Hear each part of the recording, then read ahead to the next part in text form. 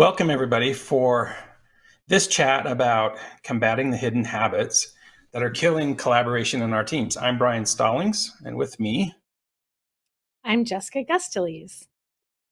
Welcome. Great. So here's the thing. We've all had negative experiences with collaboration, right, Jessica? Yeah, we kind of suck at meetings, for example. And this isn't new. We were great in some meetings, but pretty awful in most before our shift to virtual and hybrid work. And really, the shift has sort of exacerbated these painful experiences. The impact Right. being deteriorating morale, lack of trust, um, lack of connection. And I think this really contributes to the feeling of burnout. Right. What's going on is we're all dragging around some bad habits, things that served us in the past, perhaps, or perhaps things that we don't even know that we aren't doing well. Yes, and we think that we might be able to replace some of these bad habits with some healthy, energizing, generative habits that are going to help us collaborate better and better than we have before. Right. So we're going to share with you some recommendations and identify those bad habits that it's time to let go of. The first one being we are not investing in facilitation or in the development of collaboration skills. That's right. We sort of assume that facilitation will just happen or that collaboration is like oxygen. And there's actually skills and practices that we can bring into ourselves and our spaces and our events that will help with that. Right. I think the first pattern and habit that we're guilty of is not preparing for collaborative time together. In fact, I think the last invite I sent you, Jessica, was Brian and Jessica Sync, and that was about all that I gave you.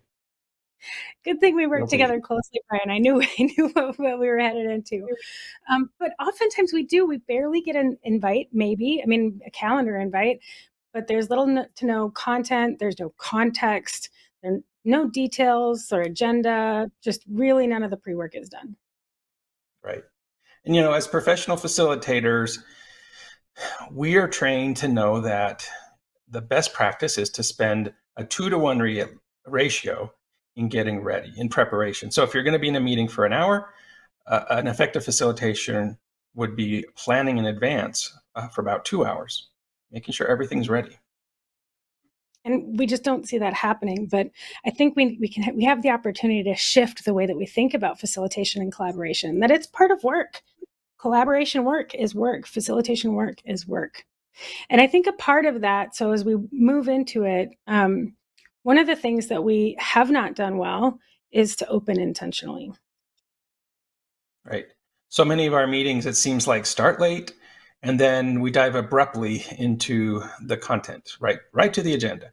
And oftentimes we even see the meeting organizer feeling a little bit awkward about how to begin. That's Let's get because started. they're lacking the connection part. That's right. And actually, Brian and I have a phrase or saying that we use that's called connection before content.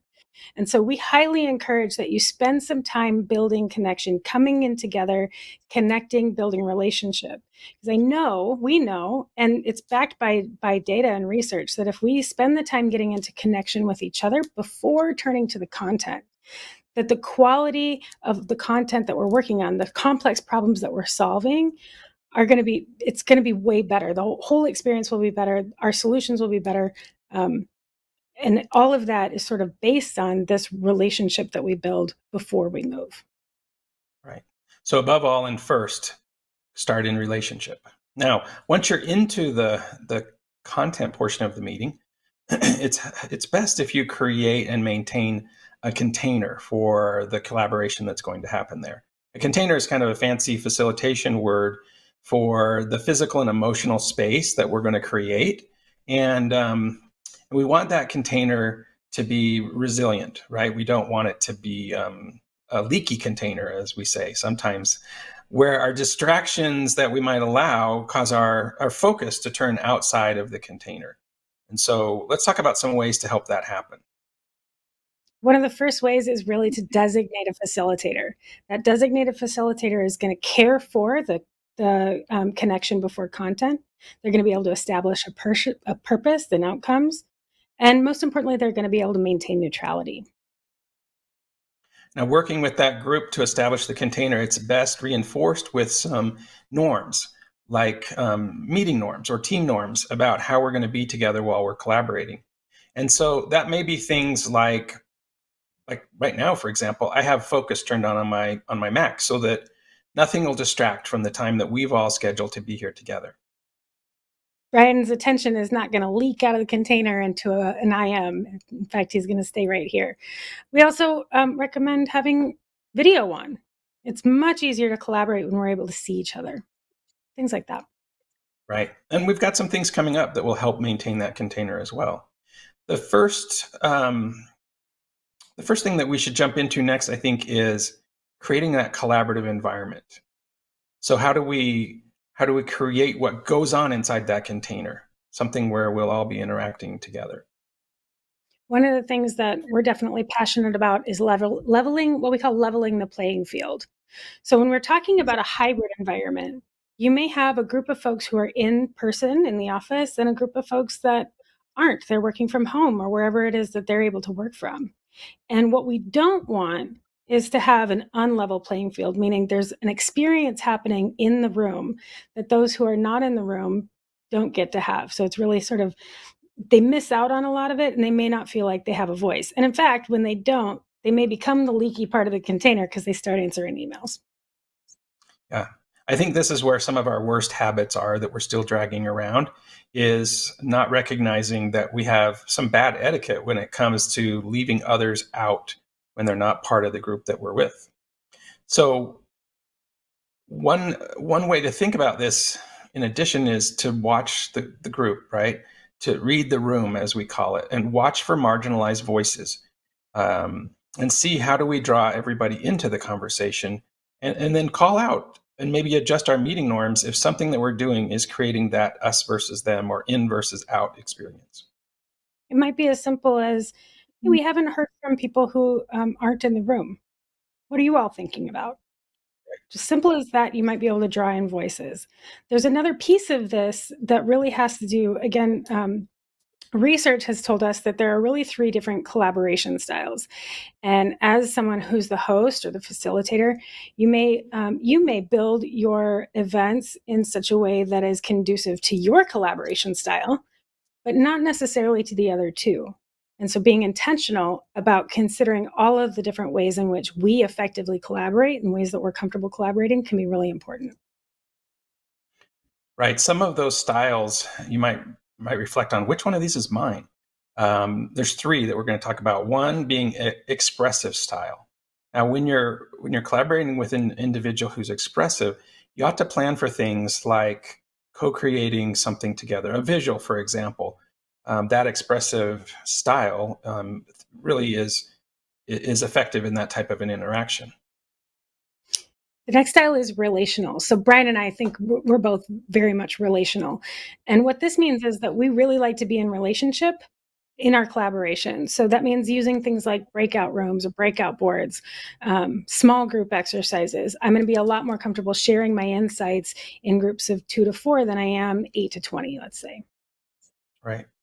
And the last one is introspective. We see that a lot in groups, especially technology groups.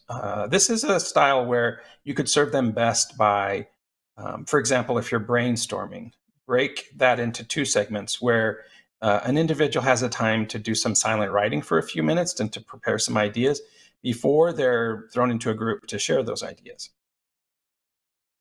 That's right. I think there's another really huge opportunity here to break a habit that we've had as long as I've been working in technology, frankly. And that is that we have had a tendency to other our global partners. Right. I love the way that you talk about this, how it caused me to reflect back to a time when I worked for a global bank. And we used to use the word offshore for our teams that were on the other side of the world. And onshore for those who are here in where we're located. And I offer that onshore is whatever shore you're on. So depending on where you are in the world, you might be onshore. But really what it Right. is it's sort of a dominance there's a dominance effect and a lack of equality. And I think that changing language and changing our own behaviors is really going to help that. Yeah. In that same experience, I remember that we would set meeting times, for example, that would benefit us. And, I was kind of junior, so I didn't have a lot of influence at the time, but I remember thinking, how unfortunate, like my colleague over there is taking this call from home. It's probably like 11 o'clock, and all she has is a cell phone, and that's when we've scheduled the time because it's good for us. And here's where there's a huge amount of opportunity. With the tools and technology that we have available to us today, we can actually do collaborative work asynchronously. So that means that in one country, a group might get together and do something collaborative. And then instead of just pointing at folks in another area, another region, and saying, here's what we've come up with, another group in another area can then build upon that collaboration in a time zone and at a time that they're awake, that they've had plenty to eat, that they're maybe in the office together, maybe not, but they actually have the opportunity to have a voice. And I believe that if we are able to bring in the diverse voices from diverse locations, backgrounds, experiences, that our solutions, our products for our customers, our ability to serve our customers is going to be greatly improved. Right. When you talk about tools and technology, one thing that we are strong believers in is that teams need a place to collaborate, right? We have some things that haven't changed, like who's working with us and what are we working on and when do we meet? Those things probably are pretty consistent with how things were before this work from home experience. But what's changed is we don't have a common where. We're in a very different set of places. And we've got great tools and techniques that we can use to accomplish that. That's right. We've innovated, and we actually can have a virtual where, a place that we come together. We've seen amazing team rooms where teams are coming together in a virtual whiteboard and creating a space for themselves to come and gather and collect information, talk about what's going on, share of themselves personally. Awesome. So another one about this collaborative space is safety, psychological safety. That if we don't have an environment where we can be open and be transparent, then very little is going to be shared and collaboration just won't spark the way that it could. No, I think one of the biggest benefits of having an open, transparent, psychologically safe environment is is that ability to share. So if I think about it, if I'm in a psychologically unsafe environment, I might have an idea, and I'm not going to bring that idea to the rest of the group until it is fully baked. I'm going to spend all this time making sure that it's perfect before I bring it forward because I don't want anybody to I don't want to feel uncomfortable. But if I'm in an open, collaborative, transparent environment, I'm going to be able to bring something that's half baked, or maybe even just the recipe, the very start of an idea, so that we can come together and work on making this the best idea instead of just my idea. Right. That's the kind of environment we want. So a big one that I think really stinks that still persists today is back channel and gossip, back channel conversations, right? So you're sitting in a meeting and somebody's IMing somebody else about something negative. Yep, we really think that needs to be brought forward, and so we need to get better at feedback and having really good conversations. I personally think that this has gotten worse. We used to side eye each other or kick each other under the table, and now we're actually talking about it in IM. And instead, if we have an environment where we can bring things forward and say, you know, I'd like to provide some feedback, and it's safe to do Absolutely. that and safe to receive it. Think about what could happen. Right. So with all of this that we need to do, there's a final thing. If we're going to open intentionally, we need to close intentionally. And too many meetings end the wrong way, which is just diving off a cliff and people fade away from your Zoom call. What we want is something where we perhaps have a chance to review our objectives or our purpose, maybe get feedback. Yep, make sure that you're building in the space to do that. So here's the So, thing. We have not maybe been great about collaboration in the past, but I think that we just have so much opportunity with just a few tiny tweaks.